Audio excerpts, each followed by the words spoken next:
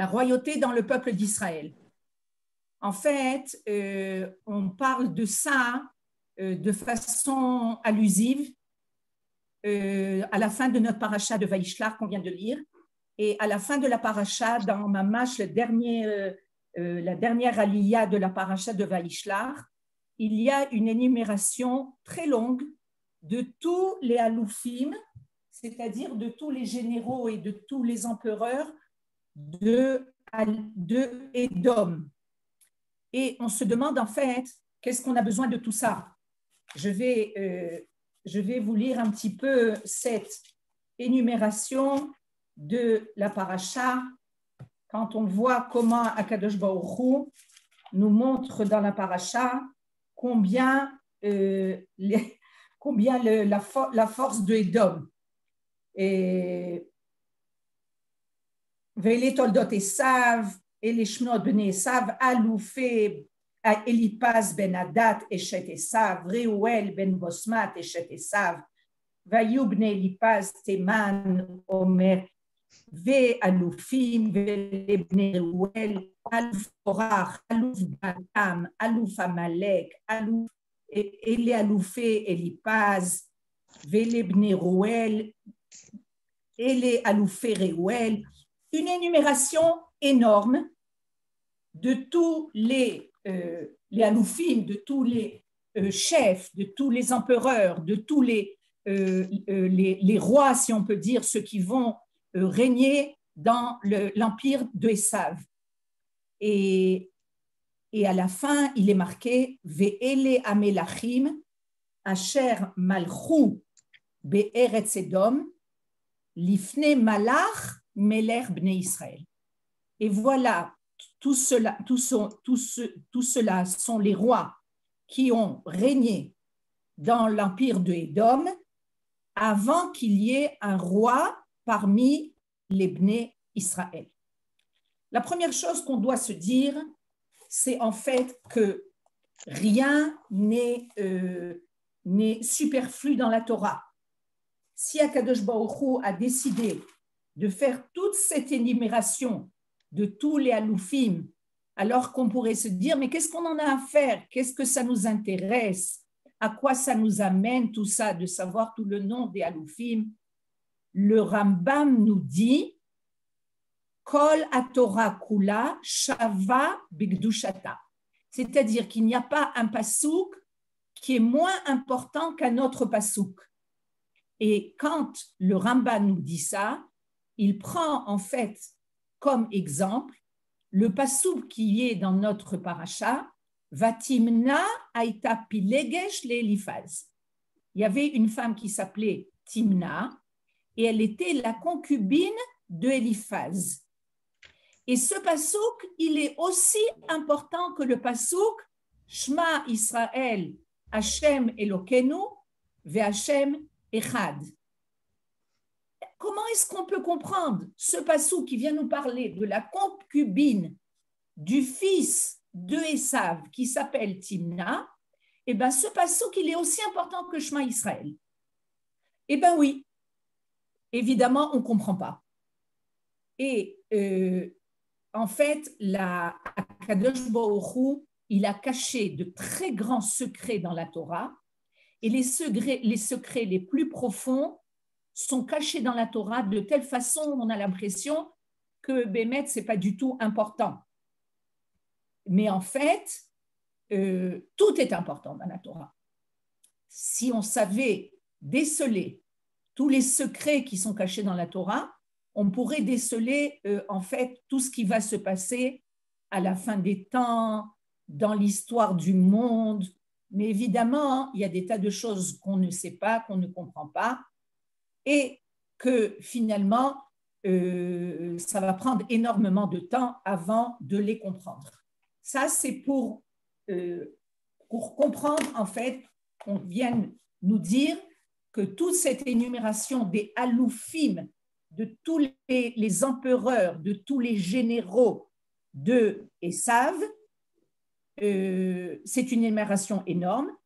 Et en fait, peut-être qu'on vient nous dire quelque chose de très important, parce qu'à la fin de la paracha, comme on vient de dire, il est marqué Lifne Meler, Lifne Malach, Meler, les Bnei Israël. Tout cela sont ceux qui vont régner avant la royauté dans le peuple d'Israël. Et la royauté dans Édom il réussit déjà à bien se consolider. Il y a une royauté qui était très forte. Il y a des rois qui suivent les rois. Et en fait, vraiment un véritable empire. Et à l'encontre de Ésav, on voit que Israël, non seulement elle n'a pas de roi, mais elle n'a même pas de Médina, elle n'a même pas d'État. Quand on parle des rois de Édom, on est encore au stade où on est un tout petit, une famille. C'est-à-dire que Yaakov, il va rencontrer Ésav avec ses femmes et ses enfants. On est une famille qui comprend à peu près 70 personnes, comme on va voir à la paracha de Shemot, et qu'en fait, ça va prendre énormément de temps. Toute cette famille va grandir en Égypte. Après, cette famille va se multiplier de plus en plus en Égypte. On va devenir un peuple, comme va le nommer Pharaon, Pharaon va être le premier qui va se rendre compte de la puissance, la force d'Israël, qui, par son nombre, devient une puissance. Mais on est encore en Égypte. On va rester encore 210 ans en Égypte. On va être des esclaves en Égypte et on va sortir au bout de 210 ans en Égypte. On va rentrer en Eretz Israël et ça va nous prendre encore à peu près 300 ans avant de commencer à penser à avoir un Méler. Et a priori, on pourrait se dire, au niveau de la malchoute, au niveau de la royauté, ben Ésav, il est bien en avant, bien avant nous. Il nous est, on est vraiment en retard. Et non seulement ça, mais lorsque, au temps de Shmuel, du prophète Samuel, le peuple d'Israël, c'était à la période des juges, les peuples d'Israël commencent à réclamer d'un avis du prophète qu'il y ait un roi dans le peuple d'Israël. Et en fait, cette demande du peuple d'Israël va énormément courroucer, va énerver Shmuel, et il ne va pas prendre ça comme il faut. Et on pourrait se dire, c'est la chose la plus importante, c'est d'avoir un chef, d'avoir un roi dans le peuple d'Israël. Il est même marqué dans la Torah, Som Tassim Alecha Meler. Tu mettras un roi tu institueras un roi, tu introniseras un roi dans le peuple d'Israël. Pourquoi, lorsque le peuple d'Israël va demander au prophète Samuel de introniser un roi, eh ben, le prophète Samuel va s'énerver et va être en colère. Il est marqué comme ça, Vaïra Adavar Bene Shmuel. Et cette demande de mettre un roi n'a pas été bien reçue par Shmuel. Kacher Amrut Nalanu Meler les Shoftenu. Quand ils ont demandé d'avoir un roi pour les juger. Beroarzo Af Ona Oshea Laam. Il y a aussi une prophétie qui vient nous dire que cette demande de royauté au temps de Shmuel n'a pas été une demande qui a été tellement acceptée et elle a été très critiquée. Et finalement, oui, va être nommé un roi. Le premier roi d'Israël va s'appeler Shaoul. Bon, mais avant d'arriver à Shaoul, on va voir que dans notre paracha, il va y avoir une bgisha, c'est-à-dire une rencontre entre Yaakov et Ésav. Yaakov est très inquiet de la rencontre avec Ésav. Pourquoi? Parce que Ésav est très en colère contre Yaakov qui lui a volé, qui lui a pris le droit d'aînesse, et il vient à la rencontre de Yaakov avec 400 hommes, c'est-à-dire 400 soldats. Et en fait, on voit Yaakov vient avec des matanotes, avec des cadeaux pour Esav. Et cette rencontre, finalement, va se passer relativement bien. Et non seulement elle va se passer bien, mais il y a une proposition de Esav. Et Esav va dire à Yaakov comme ça, Vayomer nis'a venelcha ve'elcha lenegdecha. C'est-à-dire que Esav va proposer à Yaakov de continuer le chemin ensemble. C'est-à-dire, il lui dit comme ça, en quelque sorte, on est deux frères. Nous sommes deux frères. Nous sommes, on est les petits-enfants de Avraham Avinu.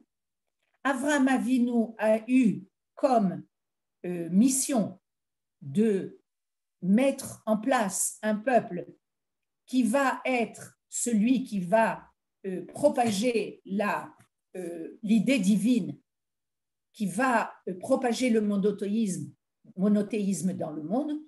Et Esav lui dit, tu sais quoi, moi, je suis fort, j'ai une armée, je sais me débrouiller avec un État, je peux organiser un État.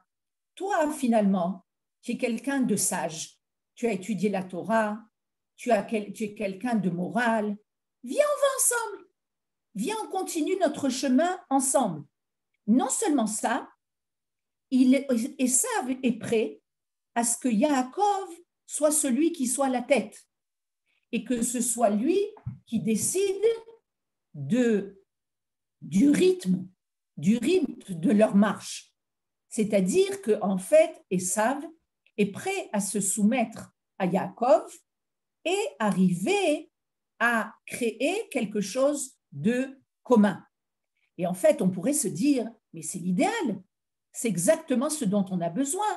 On a besoin de Yaakov pour nous donner la direction au niveau moral, au niveau torani, au niveau spirituel. Il nous rentre dans un monde divin et on a aussi besoin d'avoir les pieds sur terre, d'avoir une armée, de se débrouiller au niveau de la kalkala, c'est-à-dire de l'économie, de tous les problèmes matériaux de l'État. Et on a Esav.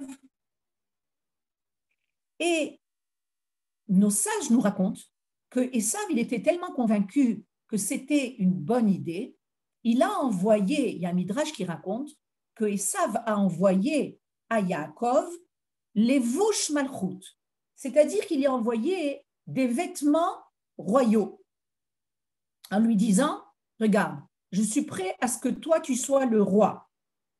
Mais le midrash nous raconte que Yaakov, il a renvoyé ses habits, ses vêtements royaux à Esav et il n'a pas voulu les recevoir. Et en fait, il dit comme ça. En fait, Yaakov, il se débine un petit peu. Yaakov dit comme ça. Yavorna Adoni lifne avdo. Passe devant moi. Que toi, il lui donne beaucoup de kavod, il lui dit Adoni, mon maître, passe devant ton serviteur, c'est-à-dire il parle de lui. Vani et naala leiti. Et moi, je vais aller lentement. Les regel amelacha. Parce que j'ai beaucoup à faire. Asher lefanaï, ou les regel ayeladim, Adasher avo el Adoni seira. Yaakov lui dit comme ça. Esav, mon frère, je te propose d'aller devant moi, de me devancer.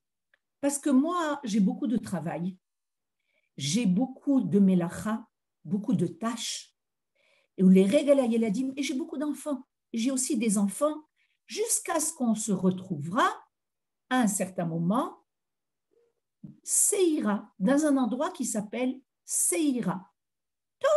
C'est-à-dire que Yaakov fait passer devant lui Esav en lui disant, moi, je dois aller lentement. Je ne peux pas aller vite. J'ai beaucoup de travail, j'ai beaucoup de tâches et j'ai beaucoup d'enfants. Et pour ça, ça me prend du temps. Et ce temps-là va devant. Finalement, on se rencontrera. On se rencontrera dans un endroit qui va s'appeler Seira, Ar-Seir, Tov. En fait, quand on parle de Yaakov et qu'on parle de Esav, évidemment, on parle de Yaakov en tant que notre père, que Esav, qui est celui qui va mettre au monde un empire qui est l'empire de Édom, et Yaakov qui va mettre au monde le peuple d'Israël. Et toute cette étude qui vient nous parler de la malchoute du peuple d'Israël et la malchoute de Esav, c'est des choses qui vont avoir une compréhension au niveau klali, au niveau de notre peuple. Et on vient nous dire comme ça, c'est pas facile de mettre en place une royauté. Pour qu'il y ait un roi, il faut souvent utiliser des midot azot, c'est-à-dire, c'est quoi des midot azot? Des midot azot, c'est-à-dire la force. Betok panout, c'est-à-dire quelque chose de dur. Ou les tim yesh ligzor ala am gzerot lo neimot. C'est-à-dire que pour qu'un roi puisse être roi et puisse s'imposer en tant que roi, il a besoin souvent d'utiliser des moyens qui sont des moyens qui ne sont pas souvent très agréables. Et on vient nous raconter un événement qui s'est passé avec le premier roi d'Israël. Shaoul, quand il a été nommé en tant que roi, c'est le premier roi d'Israël. Shaoul est le descendant de Binyamin. Il est celui qui va préparer le terrain de la véritable royauté, qui est la royauté qui vient du Shevet Yehuda. Shaoul se trouve en face d'un problème énorme. En fait, Shaoul a été nommé roi et il est très modeste, très humble. Il est retourné à ses champs et vient des messagers, vient chez lui et lui dit, Shaoul, il faut absolument que tu fasses quelque chose. Et qu'est-ce qui se passe? Il a dit, tout le peuple est en train de pleurer. Et Shaoul demande, qu'est-ce qui se passe? Pourquoi le peuple est en train de pleurer? On lui raconte qu'il y a un roi qui vient du peuple de Ammon, Moab et Ammon, c'est le peuple de Ammon. Il s'appelle Nachash Ammoni. Nachash Ammoni veut faire la guerre avec Israël et il est en train de menacer Israël. Et Israël ont tellement peur de lui qu'ils se sont tous mis à pleurer. Et non seulement ça, pourquoi ils ont eu tellement peur? Parce que le roi Nachash Ammoni, le roi de Ammon, qui s'appelait Nachash, un beau nom, serpent, il dit au peuple d'Israël, je suis prêt à renoncer à la guerre si tous les hommes dans le peuple d'Israël se crèvent l'œil droit. C'est-à-dire, si chacun, crève son œil droit, je suis prêt à renoncer à la guerre. C'est-à-dire, mamash les humilier à un point énorme. Le peuple d'Israël a tellement peur et tellement angoissé, terrorisé de la demande de Nachash Ammoni, qu'est-ce qu'ils font? Au lieu de se lever et de commencer à combattre et d'aller en guerre, ils se mettent tous à pleurer. C'est une bonne solution, si ça pouvait aider. Évidemment, ça n'aide pas. Et alors, il y a des messagers qui viennent chez Shaoul et il lui racontent, il lui dit, regarde, tout le peuple est en train de pleurer parce qu'ils sont tous angoissés par la menace de Nachash Ammoni. Qu'est-ce que fait Shaoul quand il entend ça? il commence à agir comme un roi. Et il dit comme ça, Vaikar Tsemet Bakar. Et il prend 2 bêtes de son troupeau. Vayenatreu. Et il les coupe, il les tue et il les coupe en morceaux. Netachim, netach de bassar, c'est des morceaux de viande. Il les coupe en morceaux. Vaishlar bekol gvul Israël. Et il y a 12 tribus, et il a coupé ces bêtes en 12, et dans chaque partie de la bête, il a envoyé dans chacun des shvatim, dans chacun des tribus d'Israël, Beyad Melachim, avec des envoyés, des messagers, les morts. Et il leur dit comme ça, Asher eneno yotse acharai, acharei Shaoul. Si vous ne sortez pas en guerre après Shaoul, avec Shaoul, ve'achar Shmuel, et après Shmuel, ko yaase lebkaro. Shaoul vient leur dire comme ça. Voilà, vous voyez ces morceaux de viande, ces morceaux de bêtes que je vous ai envoyés. Si vous ne sortez pas en guerre avec moi, ce qui va se passer avec votre troupeau, c'est que toutes vos bêtes vont être massacrées. Veket Gouva, et en fait, le peuple a eu tellement peur de ça, de perdre leur parnassa, ils n'auront plus de troupeaux, ils n'auront plus de bêtes.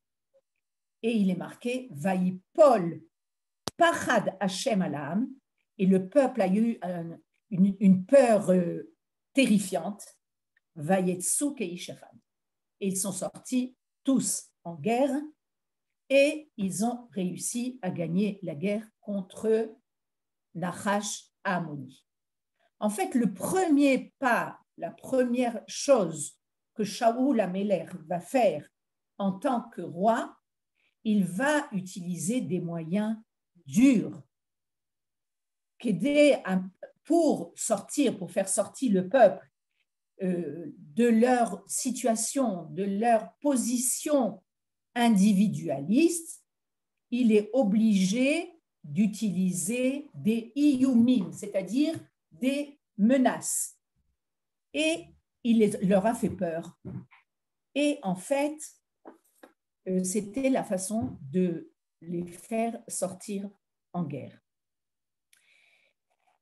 La royauté, elle demande en fait à ce que chaque individu renonce en quelque sorte à sa vie au niveau individuel. On est obligé de payer des impôts. On aimerait bien garder l'argent qu'on a gagné et ne pas le donner, mais on sait qu'on n'a pas le choix. Et celui qui ne va pas payer ses impôts, il sera pourchassé. On est obligé d'aller à l'armée. Si on ne nous obligeait pas à aller à l'armée, c'est évident qu'il y aurait énormément de gens qui n'auraient pas été à l'armée. C'est quand même beaucoup plus facile d'être choyé par maman à la maison, de ne pas faire trop d'efforts, de se lever le matin tard, d'avoir une bonne nourriture, de ne pas porter sur ses épaules des dizaines de kilos, de faire des dizaines de kilomètres de marche à l'armée, mais on n'a pas le choix. On est obligé, à 18 ans, de faire l'armée et on nous impose l'armée. On est obligé d'aller en Milouim. Celui qui ne va pas en Milouim, eh ben, il est pourchassé, il est poursuivi. Maintenant, imaginez-vous, quelqu'un, il est déjà père de famille, il travaille, on lui dit, yalla, sors, va en Milouim. Regarde, mais tu t'imagines, moi j'ai 40 ans, 45 ans, 50 ans, j'ai mes aises, j'ai mon confort. Tu veux que j'aille maintenant aller faire des exercices, dormir dans des conditions pas super? Oui, tout ça, il faut mettre de côté ton confort individuel pour servir l'État. D'accord? Le roi peut décider de prendre une partie des terres individuelles s'il en a besoin. Et il n'a pas besoin pour ça de faire un mishpat, de rassembler une assemblée de justice. C'est son droit. Le roi a le droit de prendre des terres qui ne sont pas à lui pour le bien du peuple. Et en fait, la royauté ne peut exister, ne peut subsister que si on met notre individualisme de côté. Si la royauté, si le roi n'a pas une armée qui est prêt à donner de sa vie pour l'État, il n'y a pas d'État. C'est-à-dire qu'il y a un intérêt qui est un intérêt qui est général et il y a un intérêt individuel. Et en fait, ce qui va donner la force à la malchoute, ce qui va donner la force à la royauté, c'est la possibilité que chaque individu puisse mettre de côté ses intérêts individuels. Et si on a un peuple qui ne pense que à ses biens individuels, eh ben, la malchoute, c'est-à-dire la royauté, ne pourra pas véritablement bien fonctionner. Et pour que les gens puissent mettre de côté leur intérêt individuel, le roi, il a des moyens. Il a l'armée, il a les prisons, il a la Mishtara Tzvaït, l'armée de la police de l'armée. Il y a tout un système qui se met en place lorsqu'on a un État pour que l'individu puisse servir le klal. C'est-à-dire que si on n'a pas on n'est pas prêt à mettre de côté nos intérêts individuels, il n'y a pas de possibilité à ce que le klal, à ce que la collectivité puisse vivre. Et en fait, on vient nous dire comme ça. Quand le peuple d'Israël a demandé à Shmuel de mettre en place un roi, et Shmuel met de côté cette demande. Il veut pas du tout accepter cette demande de roi du peuple. Et il dit comme ça, il les prévient. Vous savez qu'est-ce qui va se passer quand vous aurez un roi? Et bnechem yikar. Le roi va prendre vos fils. Vesamlo bemerkavato. Et il va les faire courir près de son char. Veratsu lifne merkavato. Et il va courir devant le char du roi. Velasumlo sare alafim, sare chamishim.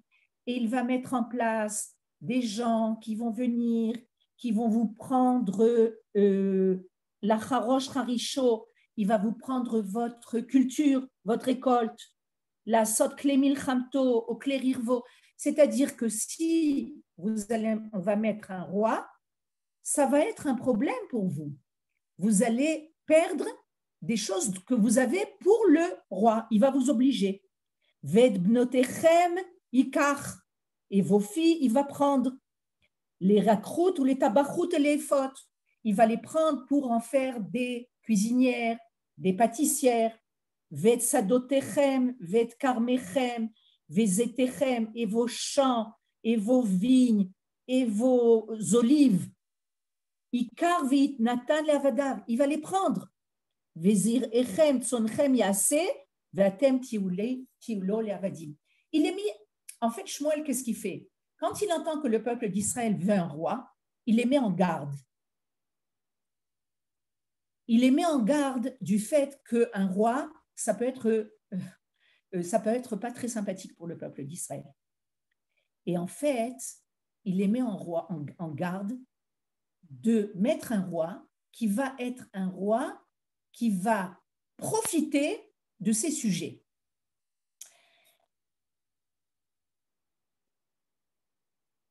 Yaakov, on a commencé par l'histoire de Yaakov, que Yaakov ne veut pas suivre Esav.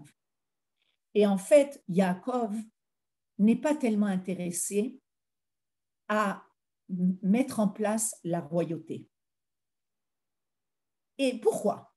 parce qu'il sait que la royauté va utiliser des moyens durs pour que le roi règne.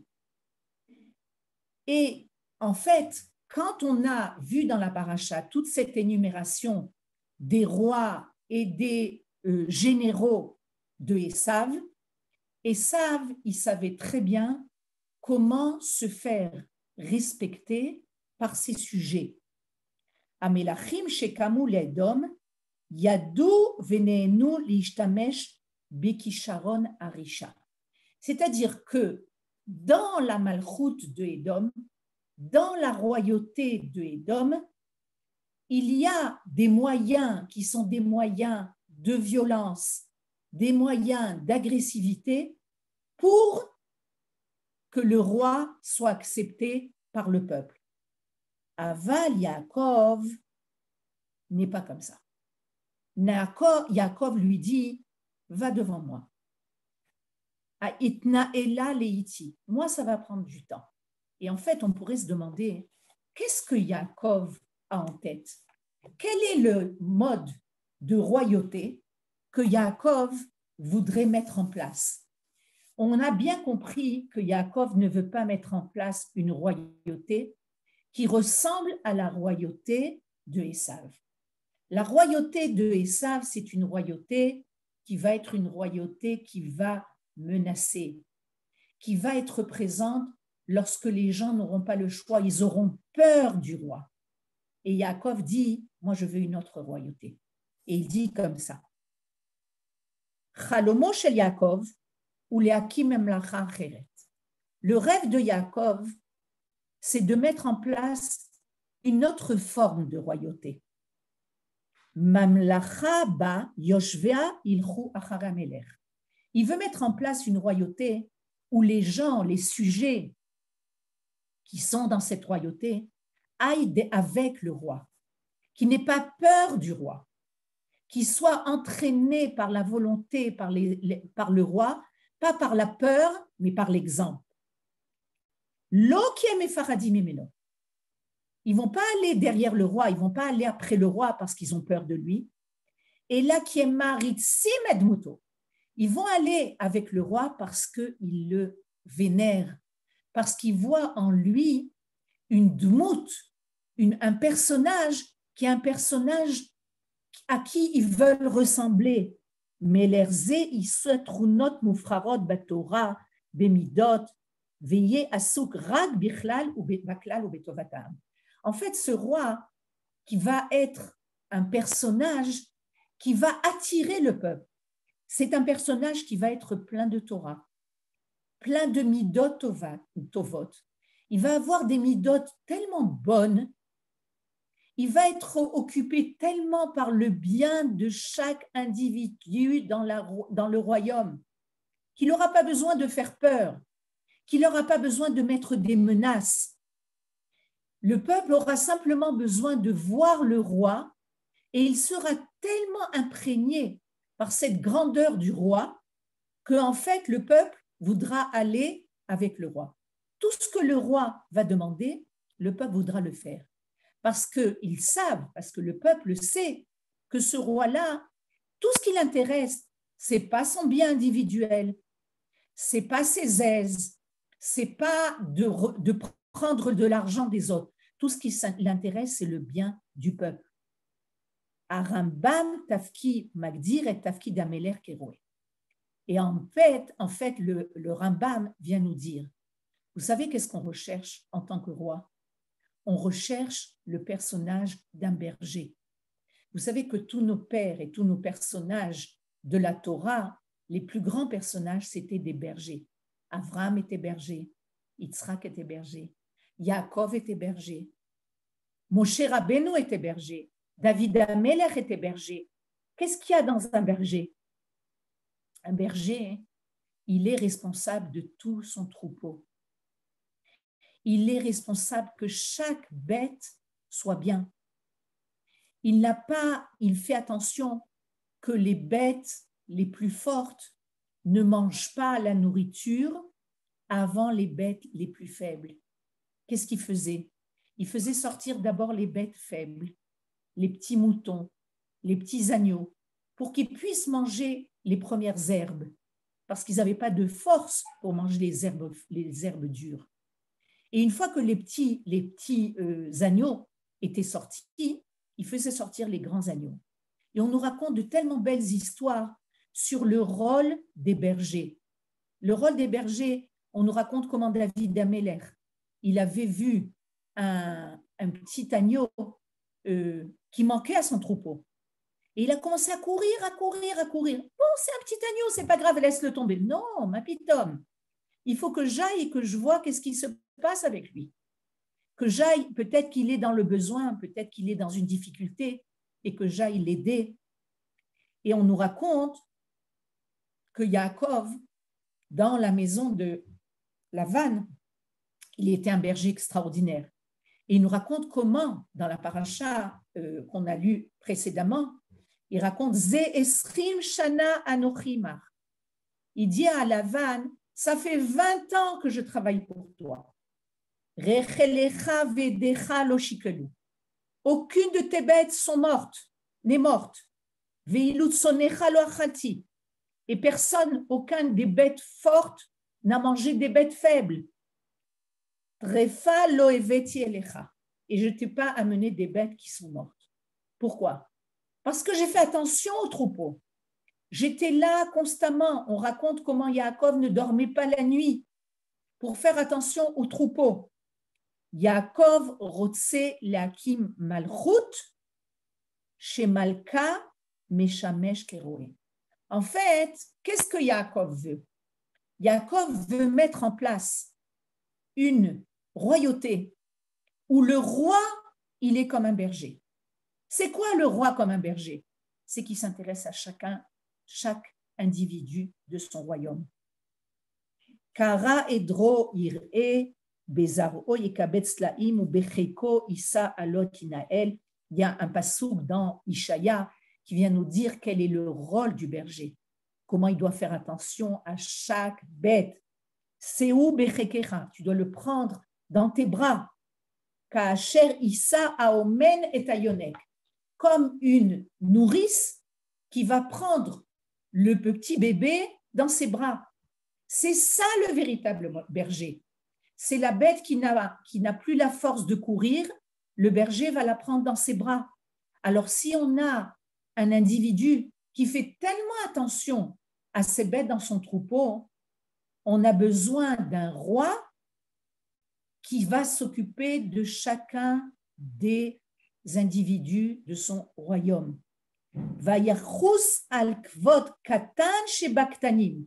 Et le Rambam nous dit que le roi, il doit être miséricordieux, il doit avoir pitié de chacun dans son royaume. Tout doit l'intéresser. Melech, c'est les otiyot, c'est les mêmes lettres que kulam. Mazé kulam. Le roi, c'est pas celui qui s'intéresse à lui-même. C'est pas celui qui s'intéresse à son bien-être. C'est celui qui va être le évêque du peuple d'Israël. Il va être celui qui est l'esclave du peuple d'Israël. David Améler, quand il était roi, et David Améler, c'est le roi suprême, et on attend que le Mashiach apparaisse et qu'il soit comme un personnage qui représente David Améler, qui a les qualités morales et les qualités de manigout, de chef de David Améler. Qu'est-ce qu'était David Améler? Qui était David Améler? David Améler était pour le peuple. David, avant d'être Méler, c'était un petit berger. Et quand il voit qu'il y a un géant qui s'appelle Goliath et qui est pendant 40 jours et 40 nuits, il blasphème. Et il dit des choses terribles. Et il fait peur au peuple entier. Et tout le peuple entier est terrorisé par ce géant qui veut l'éliminer. Non seulement il veut éliminer le peuple d'Israël, et il maudit le Dieu d'Israël, Hachem Ishmor. Et alors David voit ça, tout petit berger, il était venu amener de la nourriture à ses frères. Et il voit ça, il dit, mais qu'est-ce qui se passe? Qui est-ce qui se lève pour le combattre? On lui dit, ben personne. Tout le monde a peur. Alors il dit, ben moi, je vais le combattre. On le regarde. Il était petit, il était jeune, et on se moque de lui. On lui dit, David, tu as vu qui tu es à côté de Goliath? Il disait, l'on aura. Moi, je vais le combattre. C'est-à-dire, il était prêt à mettre sa vie de côté pour le bien du peuple d'Israël. Il aurait pu être tué, bien sûr qu'il aurait pu être tué. Mais si c'est pour sauver le peuple d'Israël, je suis prêt. David, qui petit à petit va grandir, jusqu'à ce que le peuple entier vienne, une fois que Shaoul est mort, que le peuple entier vienne chez David et dit, David, on te demande d'être le roi d'Israël. Mais David, le roi d'Israël, il faut savoir qui était David. David ne dormait pas. Il dormait quelques minutes chaque nuit. Pourquoi? Parce qu'il était occupé aux préoccupations de la malchoute, de sa royauté. Il n'avait pas le temps de dormir. David, il n'était pas imbu de sa personne. Et alors tout le monde allait derrière lui et allait combattre. Il n'avait pas besoin de faire peur au peuple d'Israël pour qu'il aille combattre. Tout le monde était attiré par cette dmout, par ce personnage, parce que c'était un personnage qui n'était pas individuel, mais qui était collectif, parce qu'il était là pour faire apparaître la collectivité divine du peuple d'Israël. Et alors, Yaakov nous dit comme ça, les kshetavod mudzo. Yaakov nous dit comme ça, quand arrivera un personnage pareil, alors se lèvera la royauté dans le peuple d'Israël. C'est très possible que pour le moment, on est en arrière. On n'a pas de roi. On n'a pas encore un roi qui convient à notre peuple. On n'a pas un roi qui est prêt à donner de sa vie pour le peuple d'Israël. Entre-temps, Bémet, il y a des empires qui se lèvent. On a vu pendant la période quand Yaakov a fait le rêve du Soulam, c'est-à-dire de l'échelle, on a vu des anges qui montaient, qui descendaient, qui montaient, qui descendaient, et on nous dit que c'était les empires qui montaient, qui descendaient, qui montaient, qui descendaient. Il y a eu beaucoup d'empires qui ont régné dans l'histoire. Et le dernier ange qui monte, il monte, et il ne redescend pas. Et alors Yaakov a pris peur. Et les Chachamim nous disent que c'est l'ange de Édom. Édom a beaucoup de force. Il va monter. Mais il est marqué comme ça. Kevan shera'a Yaakov avinu Esav ve'alufav. Quand Yaakov avinu, il a vu combien de chefs, combien d'empereurs, combien la force de Esav monte, il a eu peur. Amar lo HaKadosh Baruch Hu. C'est un midrash qui nous est raconté dans le midrash Rabbah. Amar lo HaKadosh Baruch Hu. Mielu ata mityare? De eux, tu as peur? Getz echad mishelcha, vegetz echad mishel bincha, ve'atem sorfim otam kulam. Un seul étincelle de ta part, ou une seule étincelle de la part de ton fils, et vous allez tous les brûler. Pourquoi? Parce qu'il est marqué dans le prophète Ovadia, Ve'aya bet Yaakov esh, ou bet Yosef le'ava, ou bet Esav le'kash. Bet Yaakov esh, c'est-à-dire que dans la maison d'Israël, il y a un feu. C'est quoi ce feu-là? Ce feu qui apparaît, c'est le feu qui va vers le haut. C'est le feu qui nous éclaire, qui nous fait monter. Léava, Bet Yosef, Léava, c'est une flamme qui est très haute. Léava, qu'est-ce que ça veut dire? C'est-à-dire que c'est un feu qui, premièrement, nous réchauffe. Premièrement, le feu est le seul, la seule constituante dans le monde qui va vers le haut. Tout va vers le bas, à part le feu. C'est-à-dire le feu, c'est la hitlaavout, c'est l'enthousiasme, c'est la chaleur, c'est la émouna. Ça, c'est ça qui nous fait monter. Et en fait, Akadosh Baruch Hu lui dit, n'aie pas peur. Parce qu'avec un feu du peuple d'Israël, un feu qui est de Torah, un feu qui est d'enthousiasme, un feu qui est lié au Kodesh, en tchitchak, en une étincelle, tu vas brûler tous les empires de Édom. Et en fait, Yavozman, viendra le temps. Et on pourrait se dire à Kréga, il y a beaucoup d'empires qui sont montés, il y a des empires qui sont encore là. Et nous, Yavozman, Adasher Avo El Adoni Seira. Il est marqué comme ça. Viendra le temps. Yaakov dit, on va se rencontrer à Seira, à un endroit qui s'appelle Seira. Chez les filles Chazal, Ve'alu Moshim Be'artzion, Lishpot et Arissa, Ve'aita Lashem Amlucha. Viendra le temps où Bémet, comme dit Yaakov, moi je vais lentement, mais arrivera le temps où on va se rencontrer. Et cette rencontre, c'est une rencontre c'est la rencontre en fait, quand le Mashiach, quand le roi Melech HaMashiach, le roi Mashiach va apparaître, et il va avoir une rencontre avec Esav.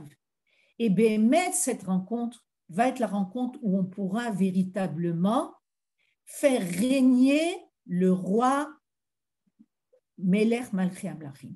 C'est-à-dire que le roi d'Israël, ce n'est pas un roi qui fait peur, ce n'est pas un roi qui menace, c'est un roi qui fait apparaître le royaume divin dans le monde. Ce roi-là qu'on attend, et je crois que ce roi-là qu'on attend, c'est le Mashiach, c'est un roi qui, les gens n'auront pas besoin qu'on leur impose. Et on voit que déjà de nos jours, Baruch Hashem, il y a une volonté de se porter volontaire. Il y a dans le peuple d'Israël des gens qui sont mitnadvim, c'est-à-dire on se porte volontaire. On n'a pas besoin qu'on nous oblige à faire des choses pour le klal, pour la communauté, mais on est prêt à les faire sans être obligé. Yaakov mitnael liito. Yaakov, le peuple d'Israël, il va lentement. Am Israël mitnael liito. On n'est pas pressé. On veut que le processus se passe de façon positive. Si on se presse, on fait des choses qui ne sont pas bonnes. Zénachon, dans les autres peuples, ça va très vite. Il y a un roi qui monte au pouvoir et qui va prendre le pouvoir et qui va imposer. Nous, ce n'est pas comme ça. Nous, on prend le temps, mais une fois que ce sera prêt, c'est-à-dire ce roi qui va apparaître, c'est un roi qui va être qui va tellement nous attirer. On veut être comme lui, on veut avoir sa sagesse, on veut apprendre de lui, et au niveau de la Torah, et au niveau des midot tovot. Bentai makochot olchim venivnim. Pour l'instant, on construit nos forces. C'est pas du jour au lendemain. Ashvatim olchim umitgapshim. Yaakov dit la famille elle est en train de se construire. C'est-à-dire le peuple d'Israël, avant de faire apparaître sa grandeur, sa sagesse, sa lumière, ça prend du temps. C'est pas du jour au lendemain. Mais fatrim et tronotem. Il y a des qualités qui font partie de chaque tribu et chaque tribu a besoin de développer ces qualités. Ve'akadosh baruch hu olech ve'tove et orosh et Mashiach. Et petit à petit, Akadosh Baruch Hu, il est en train de faire apparaître la lumière du Mashiach. La lumière du Mashiach, c'est la lumière de la royauté. Pour l'instant, Esav, Édom, va devant. Ve'anachnu udachnu mimloch. Et pour le moment, on n'est pas dans la royauté du monde. Bagoïm nitpazarnu. On est allé parmi les goïm. Nizranu mima'amake adama. On a posé, on a semé des semences au plus profond de la terre. Adasher et azamir ibia. Jusqu'au moment où viendra le moment de la récolte. Vekol Torah ishama be'artsenu. Et il y a la lumière de la Torah qui va se dévoiler dans notre pays. C'est-à-dire qu'on doit avoir de la patience. Ce n'est pas du jour au lendemain. Du jour au lendemain, si on fait les choses rapidement, les choses, elles ne sont pas bien fondées. On a besoin de mettre des bases. Des fois, on veut que les choses se passent rapidement. On nous dit, rapidement, le Mashiach doit venir. Mashiach now. Non, ce n'est pas Mashiach now. Le Mashiach vient, il est là. On nous dit que ça fait 2000 ans qu'il est né. Mais pour apparaître, il a besoin de bases. Il a besoin que le peuple il soit prêt à le recevoir. Si on a un roi qui est d'une grandeur extraordinaire, et en Torah, et en Midot Tovot, et en Messirut Nefesh, le don de lui-même, mais que le peuple, il n'est pas à ce niveau, il ne va pas réaliser combien ce roi, il est extraordinaire. Et ayesodot anechonim le amadat mamlacha anubonim lehat. Les bases pour construire cette royauté, ça nous prend du temps. On les construit lentement. Aval, ça vaut la peine d'attendre. Les mamlacha she'avira betocha tiye shalat nadvut. On veut avoir une royauté où les bases sont des bases de itnadvut, c'est-à-dire de don de soi, on se porte volontaire, on fait les choses pas parce qu'on est obligé, on va dans les zones de développement, pas parce qu'on nous oblige à aller dans les zones de développement, on va à l'armée, pas parce qu'on est obligé d'aller à l'armée, parce qu'on veut servir le pays. On ne nous menace pas pour ça, on est fiers de le faire. Izdaout imamalchut, on veut s'identifier avec la royauté. Ezra Dadit, de s'entraider, Tov, Yosher, d'être bon, d'être droit, Lopachad, on ne le fait pas parce qu'on a peur et pas parce qu'on est menacé. Et là, Mamlechet Kohanim Vegoy Kadosh. C'est-à-dire que le peuple d'Israël doit dévoiler dans le monde une royauté différente de la royauté qui apparaît parmi les peuples. On est une royauté de Kohanim, de prêtres. C'est quoi? On sert le divin, Vegoy Kadosh. C'est-à-dire qu'on est un peuple saint. Plus on va construire ces valeurs-là en nous, des valeurs de bonté, de droiture, de gdusha, plus le roi qui va apparaître va être un roi qui va être un meneur, pas parce qu'il est obligé, mais il va nous obliger à faire les choses, parce qu'on est content d'avoir un personnage devant nous qui nous donne l'exemple. On le fait parce qu'il nous donne l'exemple. Quand on a quelqu'un qui nous donne l'exemple devant nous, alors on a envie d'être comme lui. Voilà. C'est la royauté qu'on veut faire apparaître dans le peuple d'Israël et qui va illuminer finalement le monde entier. Bezrat Hashem. Shavua Tov à tout le monde et j'étais content de vous rencontrer, même si c'est par Zoom.